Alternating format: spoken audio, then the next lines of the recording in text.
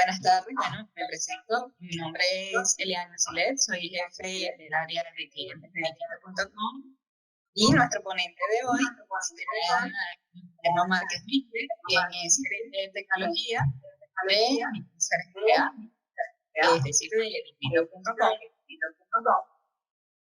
Y el día de hoy, bueno, vamos a iniciar un webinar súper interesante que se llama Optimizando la gestión administrativa mediante el correcto uso del computador.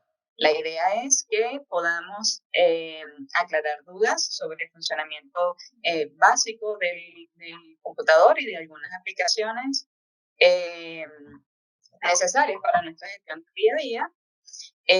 Vamos a estar con los micrófonos silenciados, sin embargo, pueden ir realizando sus preguntas mediante el chat o levantar la mano y al finalizar o durante la transmisión, les estaré abriendo el micrófono para que puedan transmitirnos sus dudas.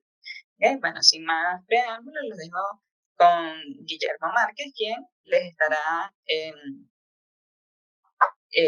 realizando este webinar que hemos organizado para ustedes. Hola, ¿cómo están? Muy buenas tardes. Un gusto en poder exponerles un poquito respecto al uso del computador y los aportes que tiene en nuestra tarea. En este caso no les vengo a hablar de dígitos, la verdad que les voy a hablar muy poquito de dígitos. He tratado de concentrar básicamente responder las preguntas de uso diario que nos hacen llegar o que me preguntas bien básicas, inicialmente que van a ayudar a la gestión, que de repente son preguntas que aunque uno la piense y si no toma una buena decisión respecto a eso, puede entorpecer el proceso, ¿ya? Entonces, poco, es como la introducción. No les voy a hablar mucho de Edifito, obviamente voy a tocarles algunos puntos que son muy importantes, pero el foco está más bien en el uso general del computador como una herramienta de trabajo. En este seminario, la idea es que podamos revisar un poquito de estos temas, hablar respecto a cómo el computador y los distintos elementos nos ayudan en el proceso. Vamos a hablar del computador en sí, cuáles son las distintas estrategias, de cómo usarlo bien, cuáles son las herramientas que hoy día contamos para poder mejorar nuestra gestión. Vamos a hablar de un tema muy importante cuando estamos hablando de temas de tecnologías de la información, es la ciberseguridad. Vamos a dar algunas recomendaciones y tips al respecto, y la idea es que también puedan ir haciendo consultas en el chat para luego poder contestar, ¿ya? Así que abiertos a cualquier tipo de consultas. Bueno, vamos primero al computador, ¿ya? Y una de las preguntas que me hacen mucho, la verdad, es ¿qué computador me compro? Hoy necesito comprarme un computador. ¿Qué computador me compro? Y bueno, ahí la verdad que no es tan sencilla la respuesta, porque uno podría decir, oye, no, mira, depende mucho. ¿Y depende de qué? ¿Ya? Lo primero es, ¿para qué vamos a usar el computador? ¿Cuál es el uso que le va a dar al computador? No, es que mira, necesito un computador para mi edificio. Ok, pero ¿qué vas a hacer con ese computador? Porque la idea es hacer una buena compra, lo mismo. Si yo me tengo que comprar un vehículo, me tengo que comprar algo, tengo que ver cuál es el destino y el uso de ese vehículo para poder hacer una compra adecuada y óptima respecto a eso. Eso por un lado. Y por otro lado, ¿cuál es mi presupuesto? Siempre tengo que tener más o menos en la mira un presupuesto. Me dicen, oye, mira, necesito comprar un computador, por ejemplo, para una de mis ejecutivas y mi presupuesto es de 500.000 pesos. Okay. Entonces, ahí buscamos para ese presupuesto, ¿cuál es la mejor alternativa considerando los usos que va a tener? Esto es súper importante. Primero tenemos que entender un poquito la base del computador. Aquí me quiero detener un poquitito, muy básicamente, para entender qué es lo que tengo que potenciar respecto a las distintas cosas, ¿ya? Un computador básicamente está formado por 4 componentes. La primera es la CPU, que es la unidad central de procesamiento. Ahí es donde pasa toda la lógica, toda la magia del computador está ahí. Es donde se procesan todas las instrucciones, es donde se hace todo el análisis, todos los programas se basan en que esto funcione. ¿Ya? Esto es como la inteligencia del computador. Si bien el computador es bien tonto, la verdad, porque solo ejecuta instrucciones, no hace nada más que ejecutar instrucciones de gente que la ha ido programando. Y aquí es bien importante saber si es que en el momento de la decisión de un computador, yo ¿qué voy a hacer? Voy a procesar, por ejemplo, mucha información, tengo que hacer gráficos, tengo que hacer análisis de información, o solo voy a usar registrar y hacer solo despliegue, por lo tanto no estoy ejecutando grandes procesos. Es una decisión que tiene que ver mucho con el trabajo que voy a realizar, digamos. Por ejemplo, si es un computador para una consejería, en general lo que no voy a procesar información ahí, básicamente voy a consultar y voy a poder y solo registrar información. ¿Ya? Y ahí pasamos a decir, ok, el uso de la capacidad de procesamiento que requiero no es muy alta o sí es muy alta. En muchos casos los administradores que usan mucha información o un comité que necesita hacer análisis de cómo va la gestión, sí necesito un poco mayor capacidad de procesamiento. Hoy día tenemos dos grandes tipos de computadores, ¿ya? En la línea Intel y AMD, y ahí vamos a ir cuando les hablan, vamos a llegar, hoy voy a comprar un computador, pues mire, este es un i3, un i5, un i7, un i9, este es un Ryzen 3, 5, 7, 9, ¿qué significa eso? Esos son básicamente los modelos que tenemos ahí. El modelo del procesador, en la medida que aumenta el número, aumenta su capacidad de cores, cómo está estructurado internamente y qué capacidades de procesamiento esto tiene. Mientras más alto el número, obviamente es mejor el equipo. Pero hay una salvedad acá que es bien importante. Por ejemplo, los Intel Core i3 son procesadores que ya llevan en el mercado como 13 años, 12 años. Entonces aparece la generación. Y aquí está un factor súper importante que hoy día es muy relevante al momento de decidir por una CPU. ¿De qué generación es la CPU que estoy comprando? Porque muchas veces, por ejemplo, un Core i3 novena generación es mucho mejor que un Core i7 de segunda generación. ¿Ya? Entonces ahí es bien importante en el momento que voy a preguntar por qué equipo es con qué generación. Hoy día estamos en la generación 10, ¿ya? Los procesadores i9 están recién saliendo en el mercado, llevan un par de años. Hoy día son bastante caros, básicamente se están usando para servidores. Por lo tanto, hoy día no están muy disponibles en el mercado, así que les va a costar encontrarlos. Pero si vamos a los Core i5, Core i7 de décima generación, ya son equipos súper potentes para alta capacidad de procesamiento. Entonces, por ejemplo, si vamos a trabajar en contabilidad o en temas que tenemos que hacer proceso, mi recomendación estaría apuntando ahí. O sea, tengo que buscar equipos en torno i7 y 9 y ojalá de octava generación hacia adelante. En otros equipos, hoy día, el i3, por ejemplo, para consultas, para despliegue, para navegación, para ese tipo de cosas, podría ser algo. Y hay más o menos una equivalencia entre lo que son los Ryzen, el 3, 5, 7 y 9, equivalen más o menos a los Core i3, 5 y 7 y 9 de Intel. ¿Ok? Entonces, eso es bien importante respecto a lo que les quería mencionar de esta CPU, la unidad central de procesamiento, que todo lo que pasa en el computador pasa por ahí. ¿Ya? El otro elemento que también es clave es la memoria. ¿Ya? Y cuando hablamos de la memoria RAM, siempre se habla de la memoria RAM y la memoria ROM. El ROM es la memoria de almacenamiento, el disco duro. ¿Ya? Vamos a hablar de la memoria RAM. La memoria RAM, todos los programas, para que el computador funcione y procese información, necesita cargar un programa donde están las instrucciones básicas de lo que tiene que hacer. Por un lado, más la información que estoy procesando. Toda esta información la carga en memoria y ahí la puedo procesar. No la puede procesar directamente al disco, tengo que procesarla en la memoria, por lo tanto, también ahí es bien relevante saber cuánta memoria necesito, y ahí se habla de los gigabytes, la memoria o la capacidad de información digital se habla en bytes, ¿ya? Que finalmente toda la información en un computador se convierte en ceros y unos y así se procesa. ¿Ya? Después vamos a hablar al final un poquito. Hoy día existen los procesadores cuánticos, digamos, que ya están cambiando este modelo. Quizás ya las próximas generaciones van a usar otro tipo de computación que va a ser muy distinta a la que estamos actualmente. Pero hoy día la información medida en gigabytes es súper relevante cuánta información voy a administrar. Y aquí, en realidad, mientras mayor capacidad de memoria tengo, mejor va a andar el computador. Eso es casi un hecho. Ahora, mientras más, por supuesto, es más cara, por lo tanto tampoco tiene mucho sentido, por ejemplo, comprarme un computador con 32 GB de RAM si yo lo voy a hacer solo para consulta. Entonces estaría gastando plata de más. ¿Ya?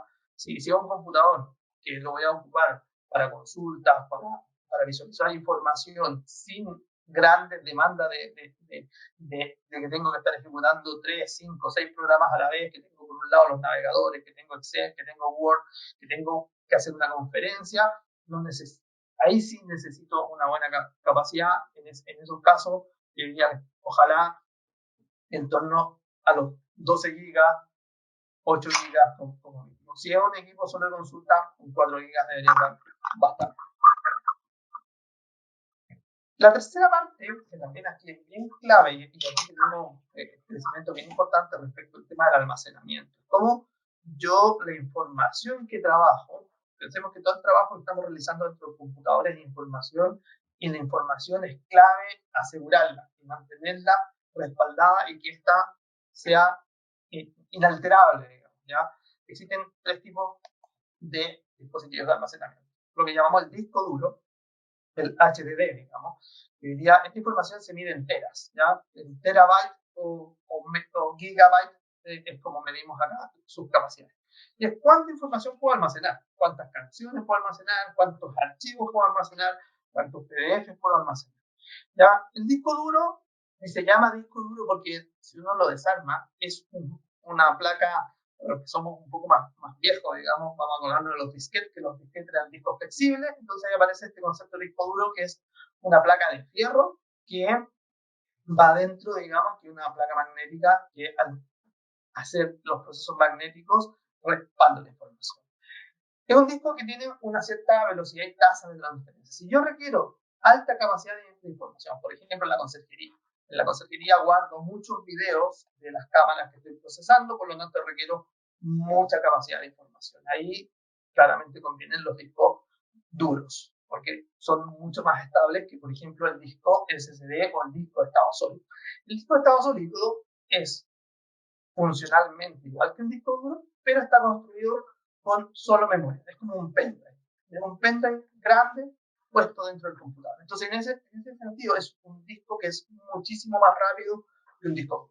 Estamos hablando de que la tasa de transferencia de información del procesamiento del procesador hacia un disco duro es se emite en megabytes por segundo, digamos, y en el disco del SSD aumenta casi 10 veces. ¿Ya? Entonces, es 10 veces más rápido tener un disco SSD que un disco duro respecto al procesamiento en sí. Por lo tanto, también ahí la recomendación es que si voy a tener equipos de alto procesamiento, el ideal es que vayan con equipos SSD de casa. ¿Ya?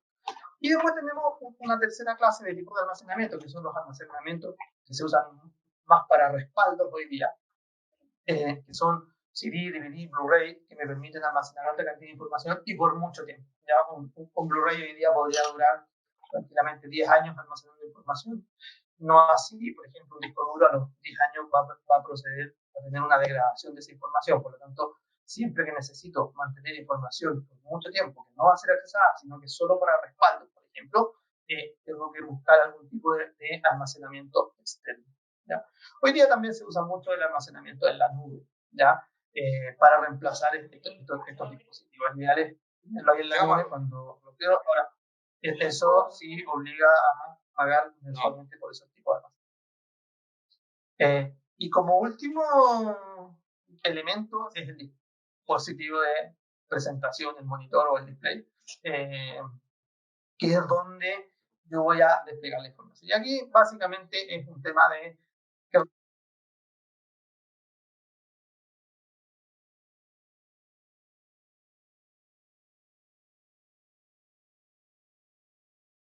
Diana, sí, se está escuchando, ¿verdad? Escucha. ¿Sí? Sí, perfectamente. Perfecto, gracias. Bueno, acá en el monitor, la verdad que hoy día son bien estándares, los computadores están trayendo sus propios monitores en los All-in-One. Pero sí es relevante, por ejemplo, en el momento de elegirlo para un conserje, por ejemplo, la conserjería, ¿qué voy a hacer con ese monitor? Si voy a estar desplegando videos respecto a las cámaras de seguridad y además estar viendo otro tipo de información, ahí el tamaño es bien relevante. ¿Ya? Entonces, y como último elemento para que todo esto funcione es el sistema operativo que elijamos. Hoy día la verdad que la recomendación, yo diría que casi el 80% de los computadores en Chile usan Windows. Un 18% adicional usa Mac y el resto, ese 2%, usa Linux. Esas es más o menos las proporciones. Aquí tengo unas imágenes de la cantidad de sistemas operativos que hay. Muchos de ellos son más bien para servidores, otro tipo de información, pero en PCs encontramos ahí una diversidad muy importante de sistemas operativos. Por lejos, Windows es el más utilizado hoy día y el que todos más conocemos. Y bueno, Mac OS para todos los equipos Apple traen su propio sistema operativo. ¿Ya? Básicamente ambos o todos los sistemas operativos cumplen la misma función, que es darle la vida al computador y conectar cada uno de los periféricos, todo lo que les hablé anteriormente, para que esto funcione adecuadamente y sobre eso permita correr los programas que conocemos para poder gestionarlo y usarlo. Hoy en día, cada vez que compro un computador y esto trae una marca, ya traen su propio sistema operativo instalado con un cierto tipo de licencia, que más adelante vamos a hablar de las licencias de software, que me permite operar adecuadamente este computador. ¿Ya? Si yo voy y compro uno por piezas y partes, yo lo armo, ahí tengo que comprar aparte un sistema operativo y instalarlo en el computador para que funcione. Entonces, volviendo a la pregunta original, ¿qué computador me compro? Ya dijimos que tiene que ver con dos cosas. Uno es con el presupuesto que tengo y dos, con el tipo de uso. Y aquí un poquito la recomendación en general, con lo que vi de los asistentes a la lista, tenemos muchos administradores, comités también y otras personas que se están iniciando en la administración. Yo aconsejaría en el caso de un administrador, en general, por la movilidad, necesitan un equipo multiuso que permita alto procesamiento. Y ahí claramente ese equipo debería tener procesadores sobre un i5 y 7, ojalá 8 GB de RAM y discos de estado sólido. En esos discos de estado sólido lo que nos van a tener es mucha capacidad de almacenamiento, por lo tanto ahí habitualmente lo que uno busca es tener este mix de almacenamiento en la nube para poder respaldar cierta información respecto a el trabajo de este organización. Y aquí la recomendación también pregunta, oye, ¿y si me compro un tablet? La verdad que un tablet hay que pensar que es una herramienta más bien de consulta de información más que de trabajo. En general lo que necesitamos en un computador es que el ingreso de los datos sea rápido, que me permita navegar bastante fácil. Si yo quiero consultar, visualizar información y poder ver o registrar cierta información más o menos básica, mi recomendación iría por un tablet. Pero en general para la función y el trabajo propiamente tal, en este caso sí o sí yo apuntaría a un notebook pensando en que se están moviendo, desplazando, bueno, no en este periodo, digamos, pero que todos estemos trabajando en forma remota, pero sí les va a tocar desplazarse y poder llevar a su oficina a cualquier parte, es súper importante. Para las ejecutivas y la conserjería, ahí la recomendación y pensando en que las ejecutivas usan altos programas, pero no es tanta capacidad de procesamiento, porque los análisis y ese tipo de cosas, por lo que hemos visto, más bien la realiza el administrador o ejecutivo con más experiencia, pero acá es mucho de digitar información, de ingresar información a los sistemas, manejar las planillas, por lo tanto ahí básicamente lo que se requiere mucho es capacidad de almacenamiento, que yo pueda almacenar esta información en estos equipos y que tenga una buena capacidad de memoria. Esa capacidad de memoria lo que me va a permitir es que tener muchos programas corriendo a la vez. Yo voy a poder tener abierto Excel, abierto Word, abierto los navegadores, no se me va a pegar el computador. Cuando se empieza a pegar el computador es por falta de memoria, porque ¿qué hace el sistema operativo? No es que se caiga. Lo que implementa ahí en ese caso es poder tomar una parte del disco duro o una parte del disco y lo configura como memoria. Por lo tanto, ahí se hace un poquito más contento. Y hoy en día la recomendación de estos equipos es comprar el tipo All-in-One, que ya trae todo incorporado, que traen buenas capacidades de procesamiento, los tamaños de pantalla son adecuados para el trabajo y resuelve inmediatamente los temas de licenciamiento. Para la conserjería, también. En la conserjería habitualmente son equipos básicos de consulta.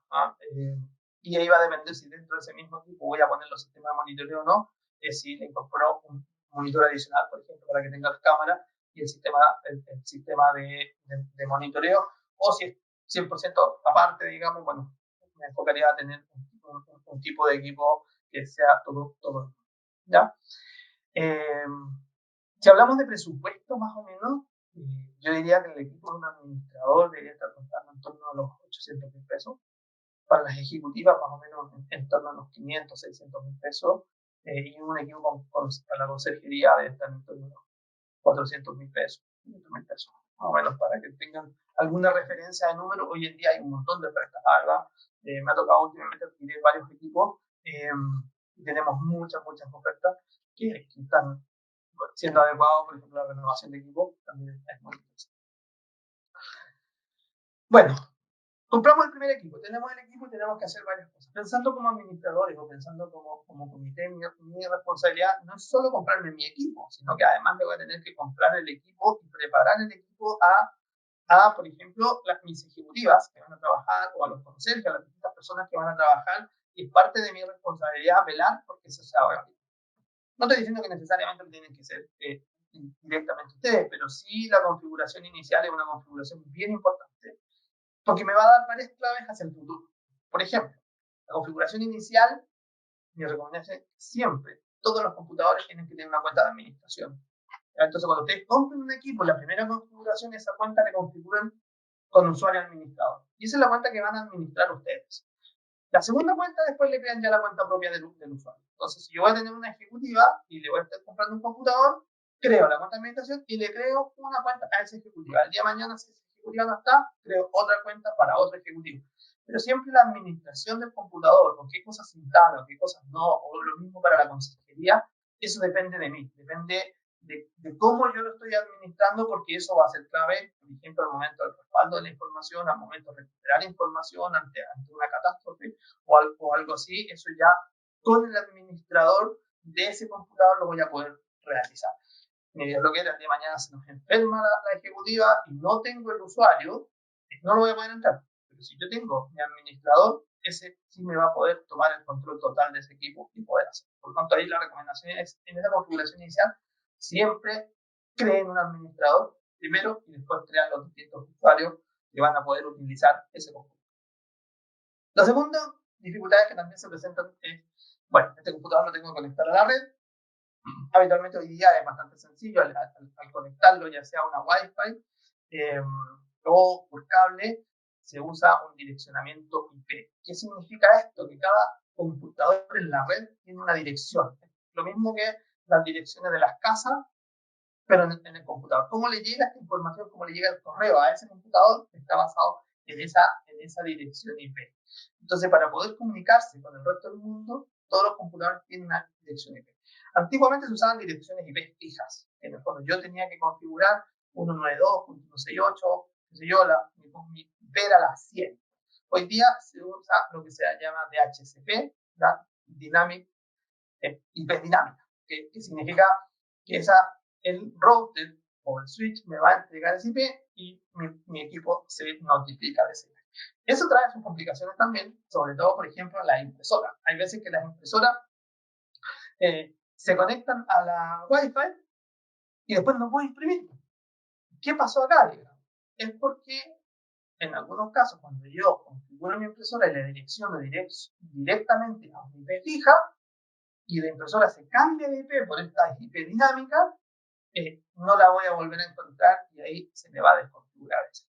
En ese caso, lo que tengo que hacer es crear mi configuración dentro de la impresora, por ejemplo, que sea fija, cosa que siempre se mantenga ahí, o volver a reconfigurarla en mi computador para que vuelva a tomar esa otra IP. Esto es uno de los problemas que se da bastante frecuente. Hemos conversado con varios administradores que cuando trato de imprimir, sobre todo cuando son por redes se cambian las IP y finalmente no termino en su computador no viendo la impresora. Por lo tanto, el tema de la asignación de la IP es un tema bien importante que luego ustedes lo van a poder consultar abajo cuando aparece el icono de las redes. Ahí lo pueden consultar cuál es mi IP y también pueden ir a acceder a la información de los routers, cuál es la IP de la impresora que yo tengo. Un tema bien clave también en la Wi-Fi es la seguridad. Y aquí muchas veces, yo me he encontrado en muchas ocasiones con Wi-Fi sin claves, ¿ya?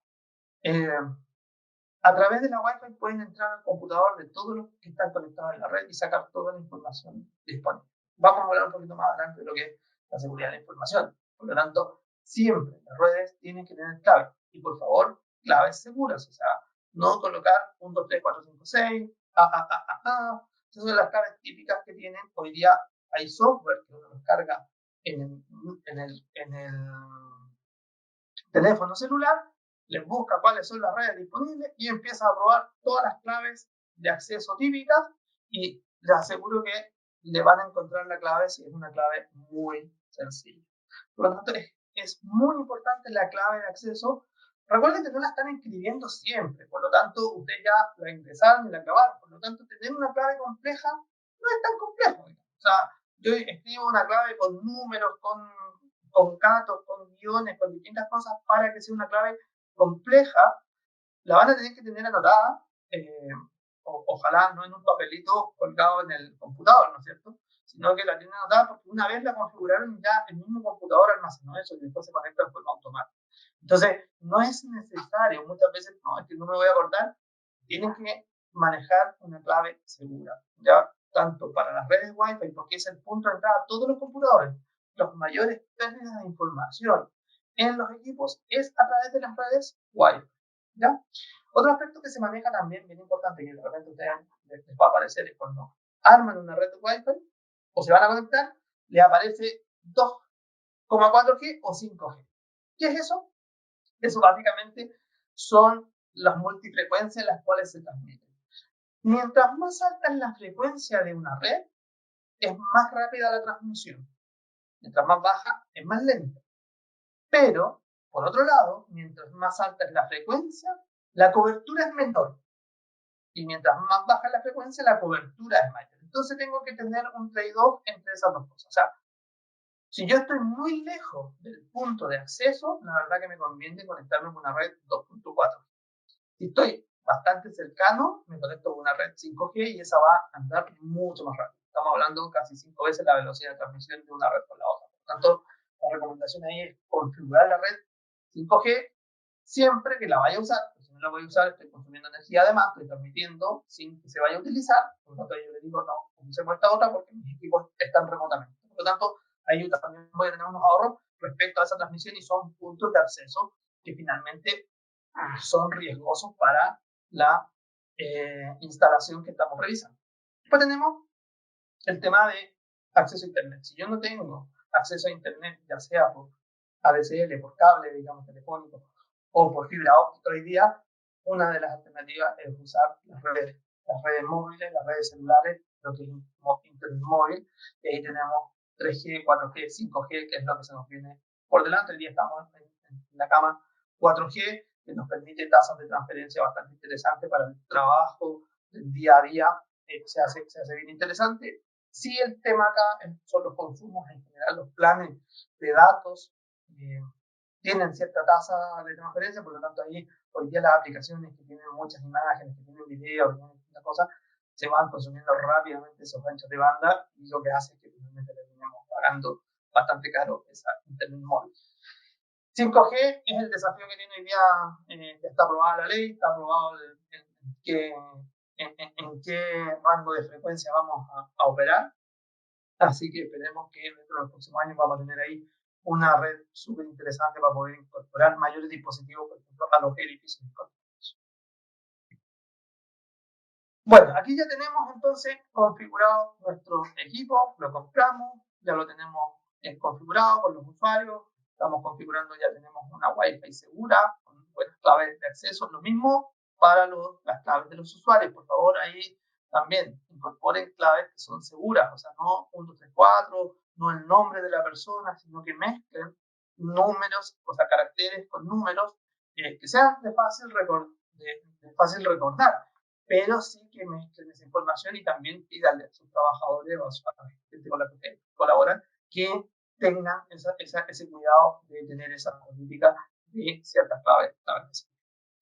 Ahora vamos a hablar un poquito de lo que son las herramientas. ¿Cuáles herramientas son las que yo necesito incorporar o cuáles son nuestras recomendaciones de las herramientas que hemos visto que la administración de edificios necesita para poder operar adecuadamente y poder usar? Bueno, aparte, por supuesto, de Edifito, que es una herramienta básica, clásica y es muy robusta para poder operar, pero ¿cuáles son las otras herramientas que yo necesito incorporar?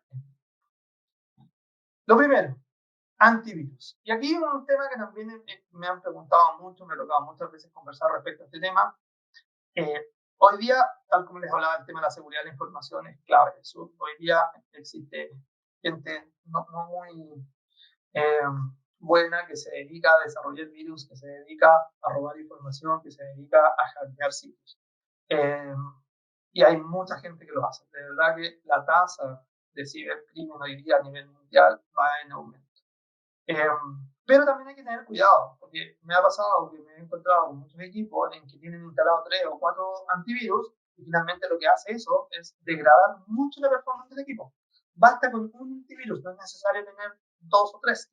En general, por ejemplo, de Windows 10 en adelante, Windows ya incorporó un antivirus que es el Windows Defender, que es un antivirus bastante bueno. Y si ya están con esas versiones de equipos, no es necesario instalar ningún antivirus. Si es que están con versiones anteriores o está deshabilitado eso, ya podríamos pensar en instalar algún tipo de antivirus. Y ahí encontramos desde antivirus gratis, como Avast, que son antivirus bastante buenos, pero gratis, que ahí lo que hacen, finalmente ellos se pagan con un poquito de publicidad o con donaciones.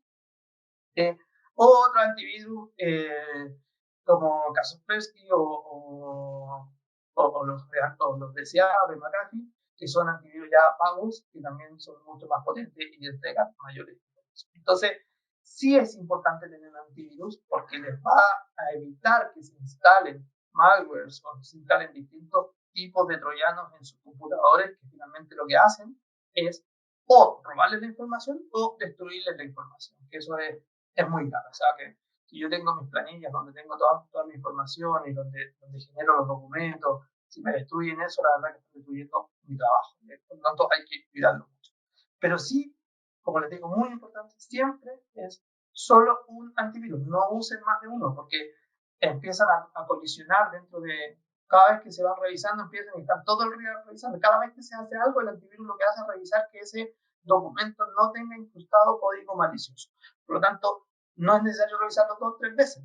¿Ya? También es muy importante que si está activo este antivirus tenga las actualizaciones que corresponden. Todos los días están saliendo nuevos virus, por lo tanto todos los días se van actualizando. Cada cierto periodo se actualiza.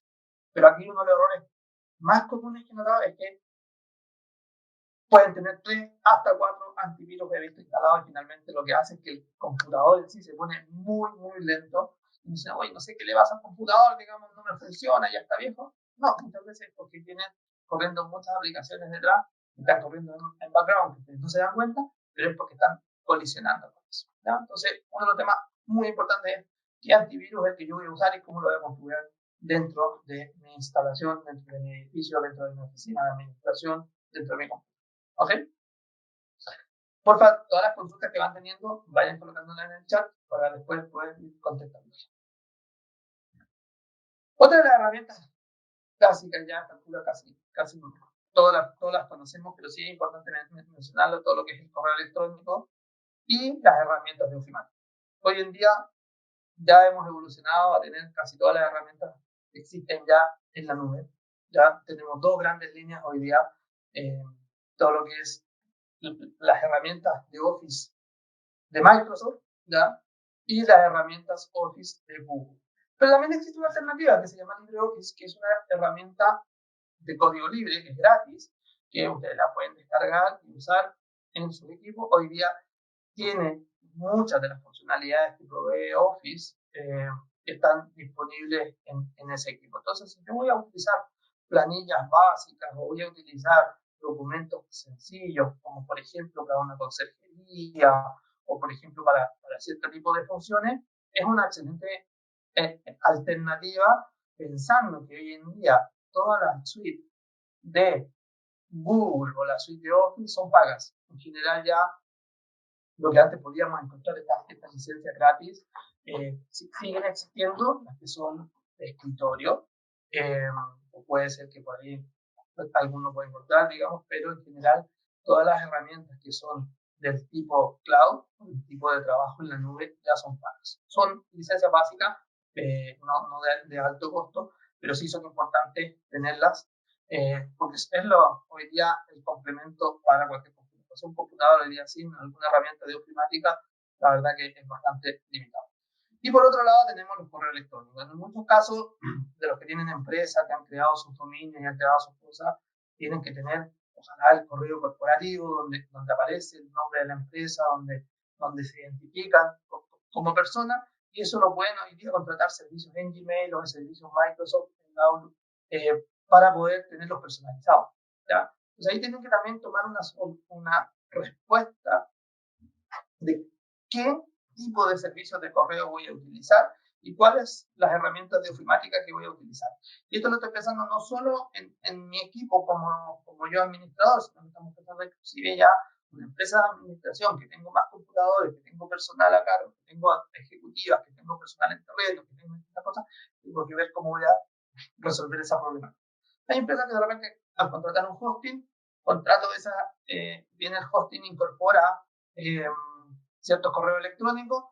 En este caso, lo importante ahí es la capacidad de esos correos electrónicos. Muchas veces estas empresas de hosting que son pequeñas o que ofrecen este servicio por una cuota anual, digamos, tienen una capacidad bien limitada y hoy día los archivos pesan bastante. Por lo tanto, la recomendación es ir hacia las soluciones de Gmail o en línea de Amazon o de varios que hoy día tienen herramientas de correo electrónico y herramientas de ofimática que vienen todo integrado, que tienen sistemas de respaldo, que tienen toda esa información. También perder todo su correo electrónico puede ser grave. Entonces, también contar que el respaldo está en la nube hoy día es muy, muy importante. Por lo tanto, aquí también una alternativa, LibreOffice es una muy buena alternativa para ciertos equipos de la oficina. Hoy día ya los documentos son bastante compatibles en cualquier plataforma. O sea, un documento que yo genere en Word lo puedo ver en Google y lo puedo ver en LibreOffice y de vuelta también. ¿Ya? Entonces ahí también tengo que tomar la decisión de qué herramientas de ofimática y qué herramientas de correo son las que yo voy a utilizar para mi gestión, para mi empresa o para mi edificio. Otra de las herramientas que es muy importante, muy importante, es el respaldo de la información. Tal como les mencionaba, hoy día todo nuestro trabajo en el computador finalmente lo que produce es información. Son archivos, son documentos, son planillas Excel que están llenas de información y esa tengo que poder administrarla y almacenar.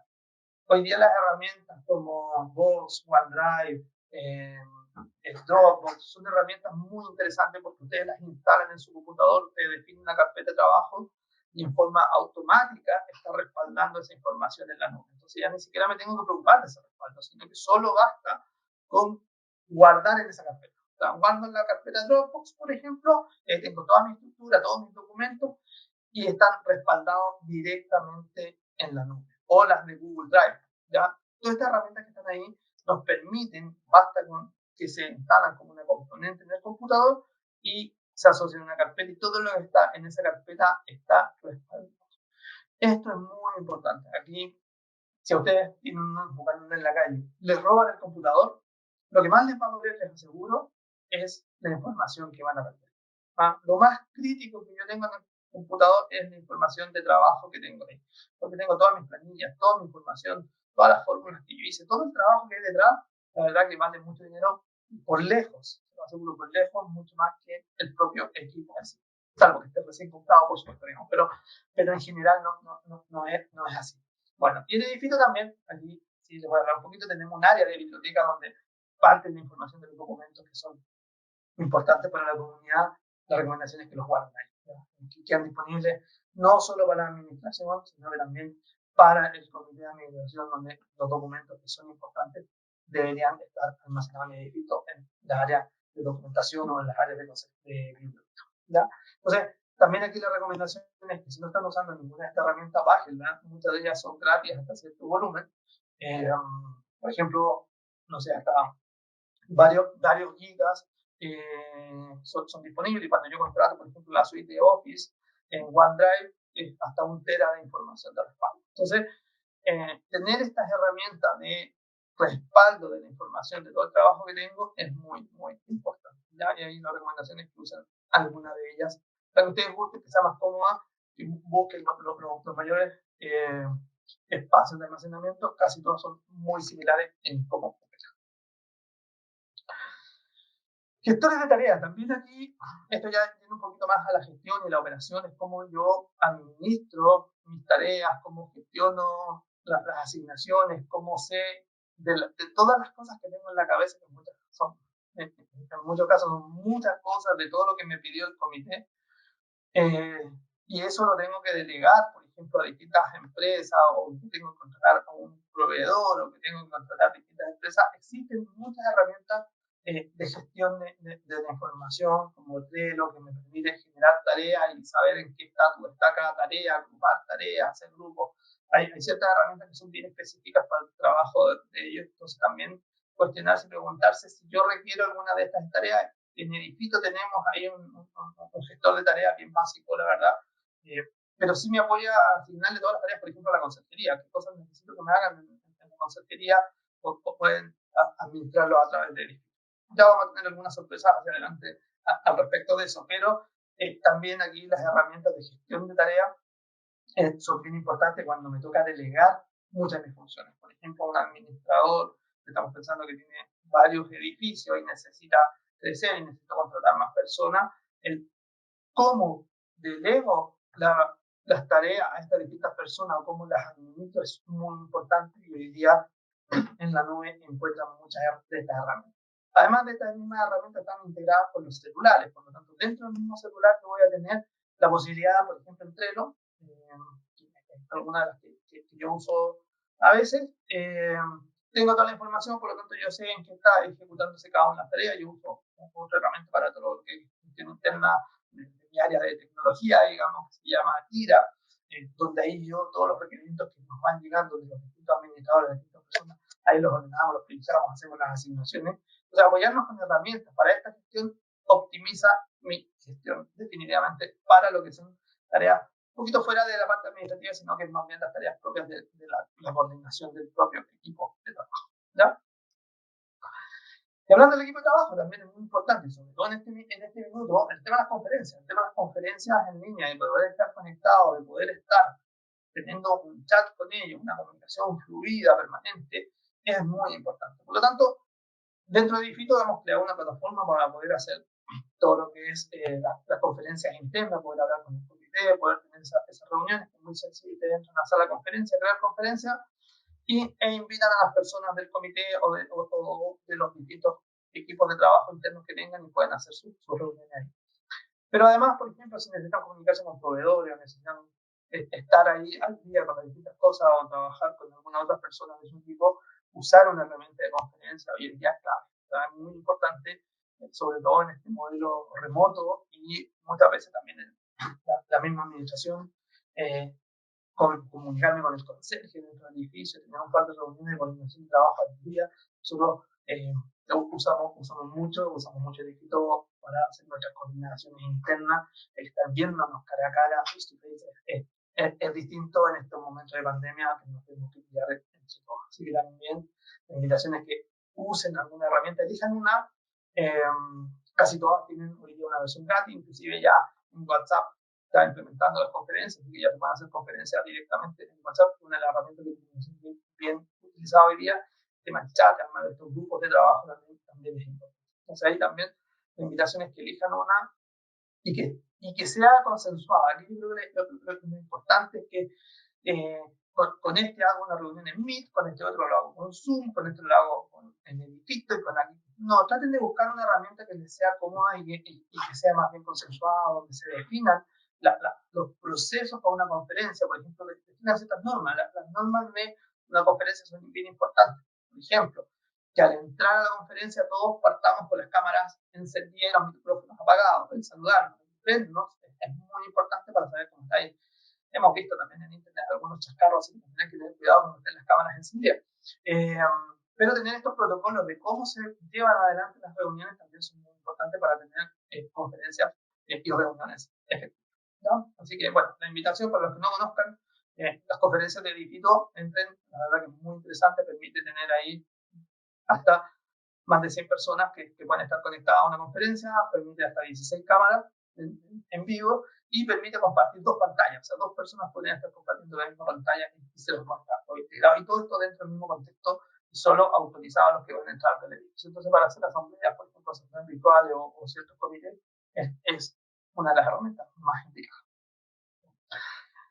Bueno, seguimos adelante. Y bueno, y finalmente les quería hablar de los sistemas de gestión. Ya vimos distintas herramientas que nos permiten hablar de las herramientas propiamente tal de apoyo a la gestión, pero ya cuando estamos hablando de la gestión propia del edificio, donde tenemos que administrar las cuentas, donde tenemos que administrar los ingresos, donde tenemos que administrar los pagos, hay limitaciones que conozcan el edificio para los que no conocen.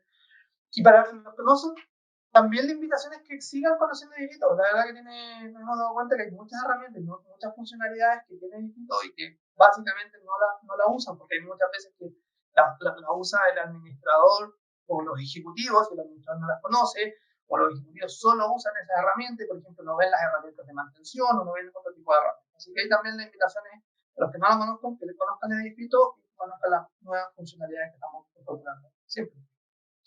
Diría que esas son como las herramientas principales que hoy día vemos en los administradores que van a ayudar en la gestión de qué cosas, cómo poder operar y qué cosas poder hacer.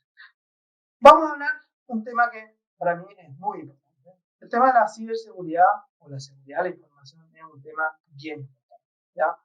Todos acá estamos trabajando con información de nuestros clientes, información de los copropietarios, información de pago. Nuestra información tenemos que resguardar. Es parte de nuestra función y de nuestra responsabilidad guardar y salvaguardar toda la información que genera. Ya todo lo que trabajamos en un computador, todo lo que trabajamos con información de terceros es muy importante.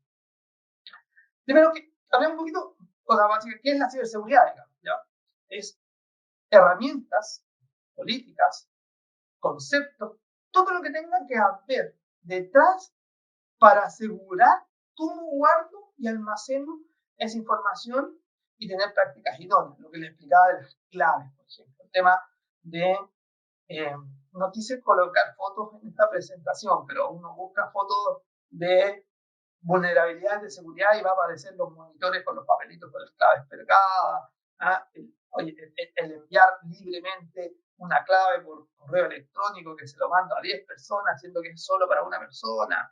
Entonces, ahí tener prácticas bien importantes respecto a la seguridad de información. Y después vamos a ver por qué es tan relevante en nuestra función tener salvaguardar los activos digitales de la empresa. Aquí se habla de cómo protejo los activos digitales de mi organización. En este caso, del edificio. Yo tengo un edificio que tiene sus activos digitales, que significa toda la base de datos de la información del edificio, que muchos la tenemos, nosotros se la estamos custodiando en edificio, pero las planillas de remuneraciones, muchas veces las planillas de los trabajadores con información privada de los trabajadores, con información privada de los copropietarios, todos sus teléfonos, sus correos, imagínense toda esa información llega a manos erróneas. Sobre todo, hay algunos casos que, por ejemplo, conocemos donde viven ciertos personajes más famosos, digamos, que son atendibles a que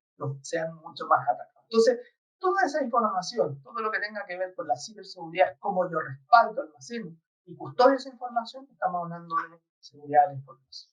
Y aquí, ¿por qué es nuestra responsabilidad? Hay una ley, la 19.628, que es de la protección de la vida privada, que nos lo exige. ¿Ya?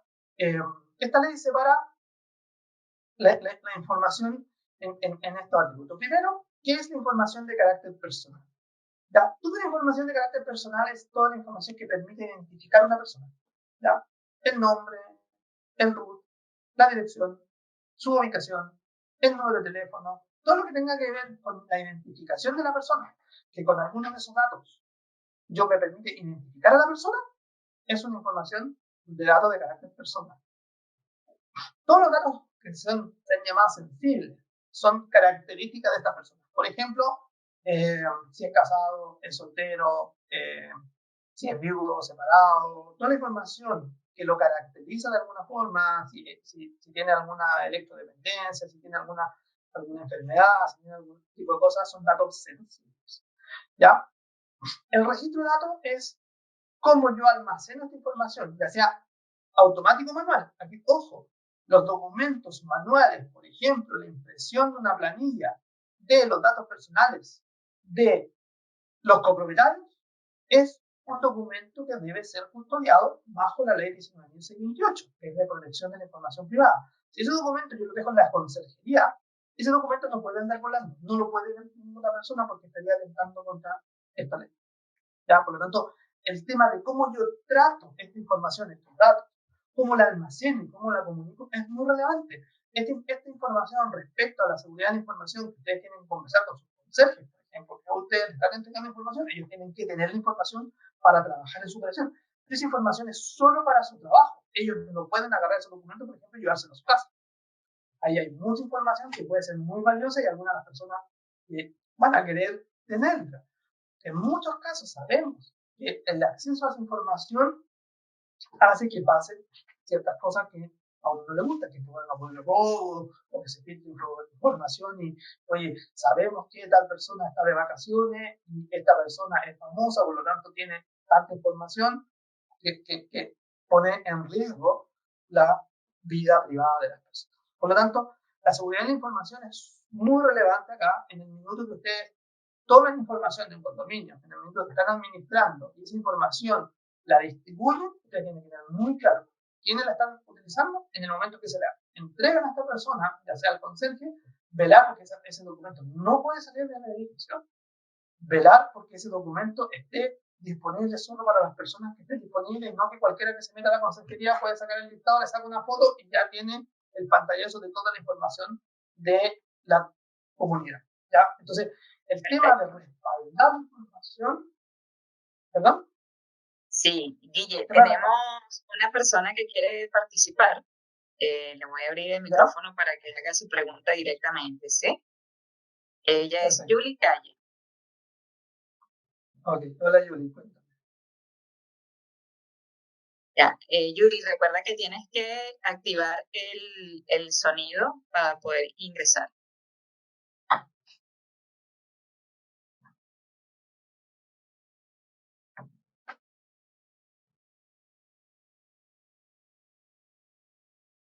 Ya, bueno, Yuri, no, por algún motivo no se puede. Yuri, mándanos tu pregunta por el chat y entonces la vamos a revisar al final, ¿te parece? Exacto, hagámoslo así. Perfecto, gracias Yuri. Bueno, vamos a seguir. Entonces, el tema de la propiedad y la protección de la vida privada.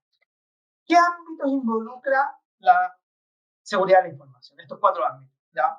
Primero, la confidencialidad, lo que hablábamos recién. Los datos son confidenciales, no pueden estar distribuidos, no pueden estar publicados.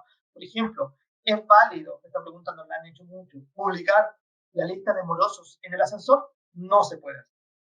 Eso no se puede hacer por la ley que le mencioné. Hay inclusive dictámenes de los juzgados al respecto. O sea, no puedo agarrar la lista de morosos y publicarla, ponerla en sectores públicos donde pueda acceder información externa al edificio.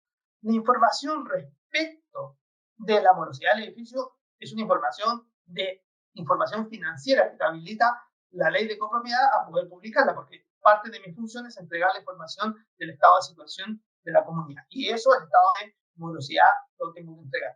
Lo que sí no puedo entregar es que por personalizado, sino que yo digo, oye, el departamento 101 tiene esta morosidad, o el departamento 102 tiene esta morosidad, pero no puedo decir, la señora Juanita del departamento 101 tiene esta morosidad, ¿ok?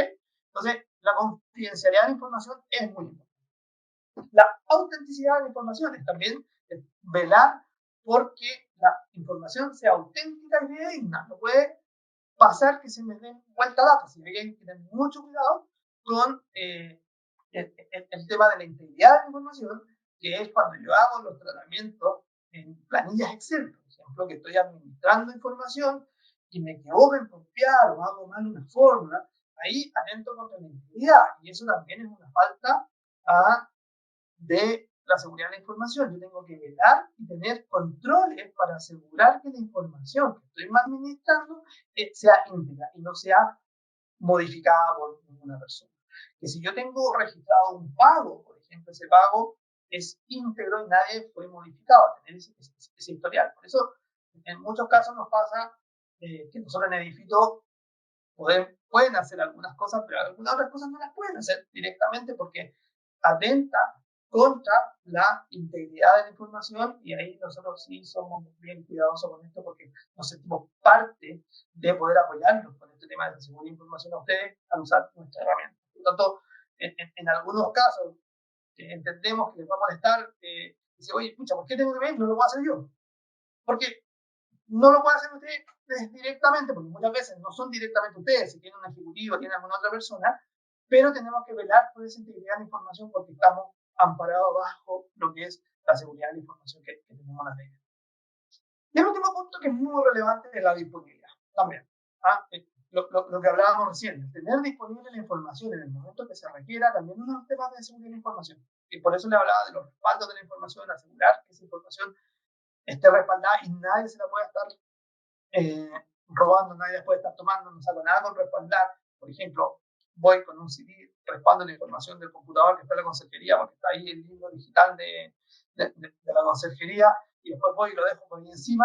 Eso es una falta respecto a la disponibilidad de la información. Si yo necesito un respaldo, tiene que estar siempre disponible. Entonces, estos ámbitos de que sea una información muy confidencial, que sea una información auténtica, que tenga mecanismos de validación de la información, por eso se valida que el correo electrónico sea un correo válido, por eso se pide la autenticación con el root, las distintas cosas, y que sea información íntegra.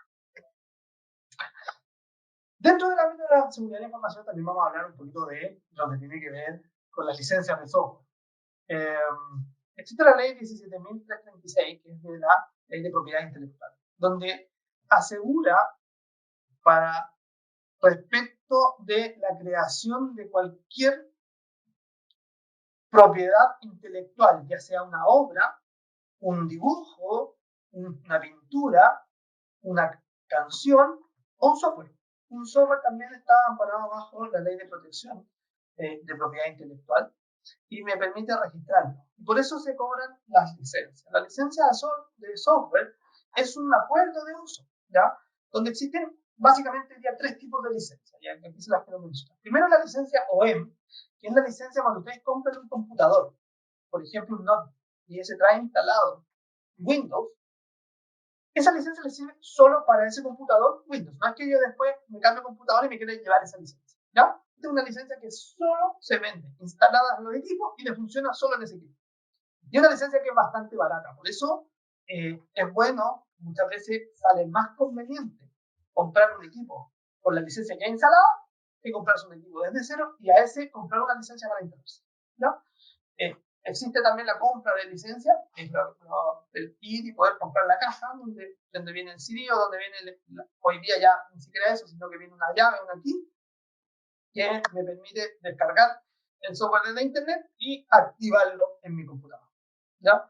Y tercero está el tema de arriendo de licencia. Hoy día es muy importante y nosotros o digamos representante legal de la institución, en este caso los edificios o los administradores, dueños de empresas de administración, son los finalmente responsables ante la ley de el pirateo. Si es que alguno de ustedes o alguien tiene un software pirata, comillas, o un software no licenciado instalado en el computador, eso está faltando a la ley. ¿Qué significa? Y les cuento algunos casos que puede llegar la autoridad y tomar presa a la persona porque no tiene pagada la licencia de software. ¿Ya? Yo lo he visto. Hay casos en que ha llegado a empresas, no lo he visto nunca en edificios, la verdad, pero sí a empresas no tan grandes, de 5 o 6 personas, donde llega a revisar, a ver, las licencias de software. Usted tiene instalado Office, a ver, muéstrame la licencia de Office, muéstrame la licencia de Windows, muéstrame la licencia de AutoCAD, muéstrame esta licencia. Y si no la tienen, la persona se va detenida. ¿Ok? Es un tema muy importante de tener esta licencia de Office de los distintos software. Nosotros entendemos que básicamente son las herramientas que les mencioné, las que son principalmente las que usan, por lo tanto, sí tienen que tener bien resuelto ese tipo de licencia respecto de la herramienta que van a utilizar.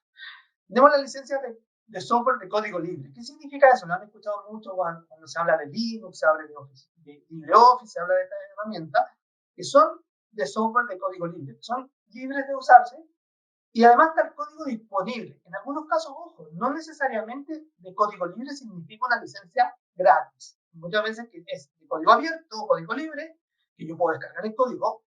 La gracia aquí es que si yo lo modifico, tengo que aportarlo. Todo lo que se hace sobre ese código se tiene que volver a aportar, ¿ya? Y queda libre para todas las personas, o sea, todo el código es libre. Pero el uso de eso muchas veces sí es pagado, ¿ya? Por lo tanto, cuando vamos a eso, también tenemos. Otro tema que también es súper importante es el copyright, que significa que son documentos, por ejemplo, imágenes. Hay imágenes, cuando de repente uno quiere sacar una imagen, puede hacer una presentación y la busco en Google, tiene que buscar el copyright, si esta imagen está ahí para uso libre o no. Por ejemplo, si ustedes van a poner una imagen como empresa en un folleto y eso van a usarlo de uso comercial, tienen que verificar que esa imagen se pueda usar de uso comercial. Porque si el dueño de esa imagen, que hoy día hay bancos de imágenes, lo detecta, lo puede demandar por uso inapropiado. ¿Ya? Entonces, el tema de uso de imagen, el copyright, uno en Windows cuando está buscando, o sea, en Google cuando está buscando, dentro de los selectores uno puede buscar imágenes de uso libre. Seleccionen eso y ahí pueden descargar y verificar que si puedo o no utilizar para una presentación. Si lo estamos usando en forma interna, si la verdad que ahí da un poquito lo mismo, digamos, pero si yo lo estoy usando de uso comercial, a un catálogo, para subirlo a una web donde me esté publicitando, sí tengo que tener los adecuados permisos para. Y el tercer, y el último tema es el software como servicio, digamos. Que si bien ustedes no están pagando una licencia, están pagando un arriendo de uso, como el caso de edificios. Por ejemplo, en edificios ustedes lo que están pagando es un servicio de arriendo mensual por una plataforma que contiene un software. ¿Ya? Entonces, también es la última, lo mismo que es un poquito la tendencia mundial de poder arrendar estos software. Muchas de las herramientas que le mencioné anteriormente son tipo arriendo. Por ejemplo, Office son tipo de, o G Suite de Google, son herramientas que yo arriendo mensualmente. Mientras esté pagando, voy a tener disponible ese software con todas sus actualizaciones del mes. Esto respecto a lo que quería comentar y hablar respecto de seguridad de la información. Ahí podríamos abordar largamente ese tema, pero creo que con estos conceptos base es bien importante de que los tengan y los practiquen. El tema de las claves, por favor, tengan mucho cuidado en poder trabajar y exigírselo a sus trabajadores. Exigírselo a sus trabajadores. Nosotros, como responsables de los que estamos a cargo de administraciones, los que estamos a cargo del comité de administración, todo lo que pasa dentro del edificio es de nuestra responsabilidad. Recordemos que el comité de administración es el representante legal del edificio. Algunas otras recomendaciones que me gustaría mencionar antes que se nos acabe el tiempo y poder dejar una ventana para la consulta. Hablemos un poquito de los navegadores. Los navegadores, hoy día casi todo se accesa a través de los navegadores. Ya existe una variedad de navegadores, diría que los más comunes hoy en día, Chrome y Safari son los que más se están utilizando. Y aquí hay algunos conceptos básicos que son importantes que ustedes manejen. Por ejemplo, el caché, las cookies y el histórico. El caché, todos los navegadores usan un área de almacenamiento local que se utiliza para que la navegación sea rápida. Todos los programas, si ustedes se dan cuenta, estamos hablando de un sitio web, en que mucho del sitio web es estático, o sea, significa que lo que están cambiando son los datos. Entonces, ¿qué usa el navegador? Es que parte de este sitio lo almacena en una zona local de su disco y en vez de descargarlo desde los servidores, lo toma y lo actualiza desde ahí. Entonces, el caché lo que apunta es acelerar esta navegación dentro de los sitios. Entonces, todos los menús, las estructuras, ciertos iconos, cierto tipo de cosas, de las distintas aplicaciones, las tiene almacenadas localmente y verifica si no está activo, lo despliego desde ahí y eso logra una navegación, una experiencia de navegación muchísimo más rápida si yo lo tengo deshabilitado. Tengo que descargar siempre toda la información. Después hay otro elemento que son las cookies, que las van a escuchar muchas veces. Hay una ley ahora que usted entra a un sitio y le dice, oye, acepto que use cookie. ¿Para qué es la cookie? La cookie es una marca. Esto viene de estas marcas de yo voy dejando una marquita para poder volver atrás, ¿no es cierto? Lo que aparecía en las películas. Y en el fondo es poder conocer un poco más al usuario. Si tú entras a un sitio, van a dejar una marca y si ese sitio además colocaste tu correo electrónico, va a haber una marca y cosa que cuando entró de nuevo a ese mismo sitio, va a identificar esa cookie y va a saber que tú entraste a este sitio ya antes y ya está registrado, ya tienen información tuya. Entonces es una forma en que usan los distintos sitios para mejorarte un poco la navegación y mejorarte y ofrecerte productos un poquito más específicos a ti. ¿Okay? También tener por otro lado, todos los navegadores tienen un historial. ¿Ya? Ustedes, si van a la configuración de los navegadores, pueden ver su historial. ¿Y por qué se lo menciona? Porque muchas veces me ha pasado, digamos que cuando yo estoy navegando, estoy cotizando, estoy viendo algún proyecto, se me borra o cierro y no grabé qué estaba buscando, puedo ir al historial y ver todo lo que se ha hecho. O si ustedes tienen duda de si fueron o no, cuál era la página, pueden consultar el historial o de la persona que trabaja con ustedes también pueden ver el historial de lo que está haciendo. Muchas veces es necesario eliminar esto para que, por ejemplo, se actualicen ciertas cosas de los distintos sitios web. Y ahí con la función control F5, el F5 es actualizar la página, ¿verdad? Control F5 le elimina todos los cookies o le elimina, perdón, el caché de esa página particular. Si ya quieren eliminar todo el historial del caché, tienen que entrar a la configuración, van al historial y ahí hay una opción eliminar todo y les deja el navegador limpiecito. ¿Ya? Otra estrategia, y aquí quizás esto lo han escuchado un poquito más, que cada vez que se usan estos sitios para cotizar y para ir viendo, buscando lo que decía con las cookies. Pero hay una forma de abrir una navegación en modo oculto. Todos los navegadores, los puntitos arriba, tienen una ventana en modo oculto. Y eso significa que se abre un caché nuevo y se abre las cookies nuevas. Por lo tanto, es como que es la primera vez que ingreso a ese sitio web. Y muchas veces en estos sitios de remate o en estos sitios de oferta es interesante usarlos porque no saben que estuviste antes, entonces si antes como que te empiezan a subir el precio a poco. En algunos casos un mito, en otros casos sí se da poder usar comillas, modo oculto para navegar, para que no te tomes todo tu historial o todas estas cookies que fue marcándote los servicios. ¿Ya? Otro tema que también es súper útil cuando yo estoy en un sitio es poder abrir una ventana en una nueva pestaña, digamos. Basta, si yo, por ejemplo, en los navegadores, si hago clic en la ruedita, me abre ese clic en una pestaña nueva, o en botón derecho, abrir en nueva pestaña y me abre una pestaña al lado y eso me va a permitir, por ejemplo, comparar dos cosas. Por ejemplo, en el edificio se usa harto en que botar el listado de trabajadores en una pestaña y por otro lado estoy haciendo otro trabajo. ¿Ya? Otro tema también es bien importante tener la actualización del navegador en forma automática. Y aquí hay dos cosas. Una es, en general, todos los navegadores están incorporando nuevas funciones para navegar más rápido, pero también, sobre todo, por seguridad. Hoy día, una de las herramientas que más se utilizan en los computadores son los navegadores, por lo tanto, son los puntos de entrada para los malwares o virus en los computadores. ¿Ya? Y lo otro es estar revisando la carpeta de descarga de archivos. ¿Dónde encuentro la carpeta de descarga? Es que todo lo que va descargando se va almacenando ahí. Habitualmente se almacena una cantidad de información bien importante y que muchas veces es información basura, así que también la recomendación es que la vean si es necesario. Si ustedes necesitan alguno de esos archivos que lo estén descargando, el consejo aquí es que en el momento de la descarga, guárdenlo en la carpeta que les corresponde. Organizar sus carpetas por proyectos, por orden de actividades, por estas cosas, cómo van a organizarse, es bien importante. Ojalá, ya les conté en el todo, que respaldan en la nube, pero también están mirando esta carpeta de descarga. ¿Ya? Ahí también en el tema de navegadores hay un tema que es bien importante poder conocer algunas funciones básicas. Otras funciones útiles que también nos han preguntado, por ejemplo, en Excel. En Excel es un mundo y vi varios de los asistentes que comentaban que administraban con Excel. Me imagino que tienen un Excel.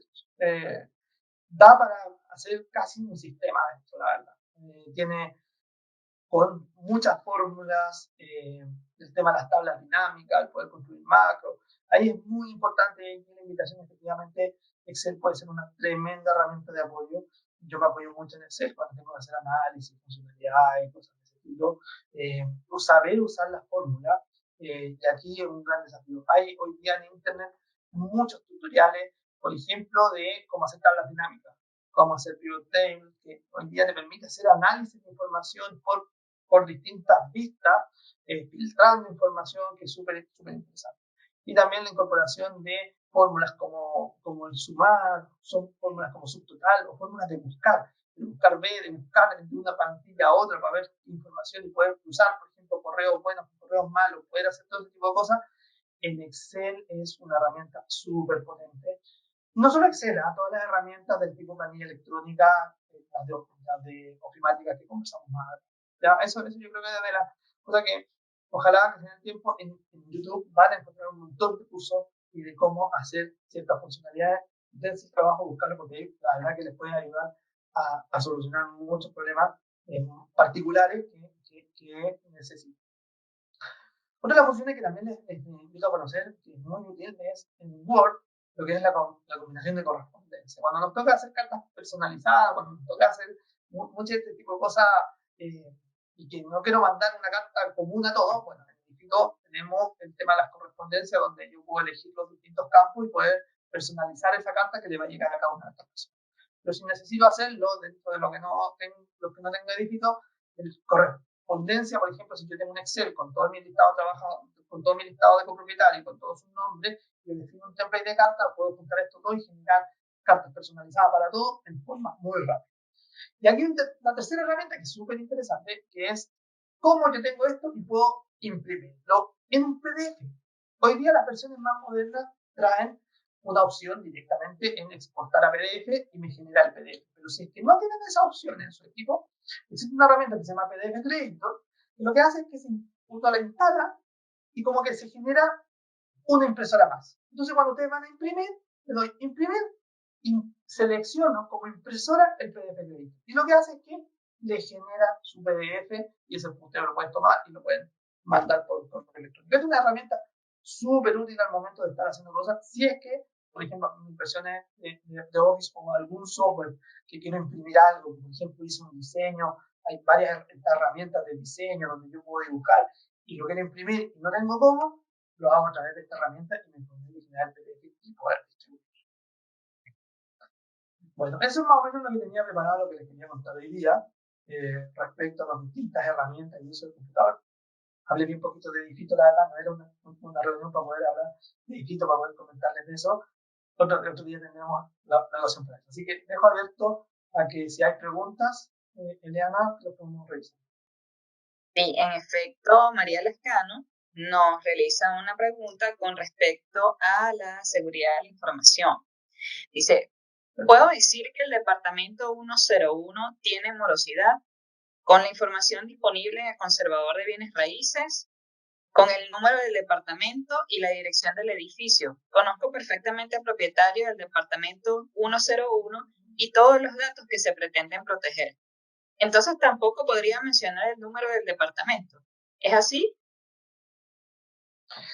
Toda la información de la gestión financiera del edificio, a ver, depende a qué lo quiera, obviamente esa información no puede salir del edificio. O sea, yo se la puedo entregar al comité de administración, lo puedo presentar en una asamblea, no puedo mandarlo a terceros, no se puede entregar esa información a terceros, porque es propio de la información propia de la gestión del edificio, ¿ya?